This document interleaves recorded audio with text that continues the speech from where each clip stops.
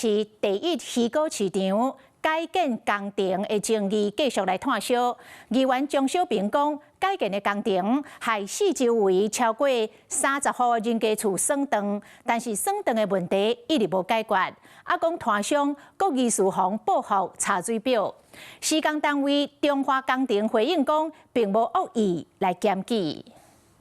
那中工打電話來檢舉1999，然後你就照做，那就聯合稽查，那就如同抄家滅族，不可以這樣子的市政府。話講甲真重檢指台北市政府議員張小平今仔日一透早帶大批自豪指控，第一魚膏市場的改建造成周邊30戶以上的主體受損。不過自豪甲團還鄰損的問題一直無解決，周邊的團商敢若講互報復。軍烈最嚴重2家。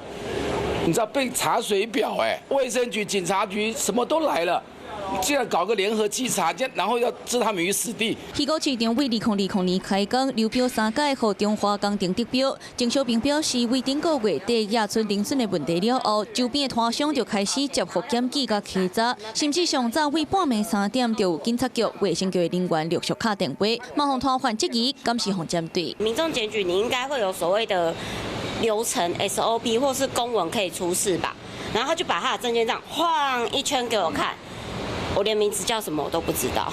這次的流程完全跟之前都不一樣，我們乾脆就不用生存了嘛，每一攤就全部收掉嘛。那天衛生局有講說，我們是被人家檢舉，我們有被誰檢舉，我們是有得罪到誰。檢舉一直來，團商質疑背後敢有人在施壓，強調是希望工程單位會當好好看待鄰損的問題。想不到說因為檢舉生理受到衝擊，讓因是心真痛。目前已經請第3方工程單位台北市土木技師公會來進行鑑定作業，也在5月14號完成初勘，接續會再辦理正式的勘驗。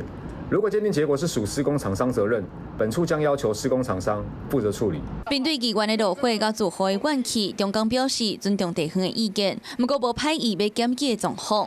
第一魚膏市場的改建案是風波不斷，若團商敢若望風波趕緊結束，會當安心做生意。Hello， 我是莊慧琪，想要搶先掌握最及時的新聞資訊嗎？趕快訂閱、按讚、開啟小鈴鐺，鎖定華視新聞 YouTube 頻道。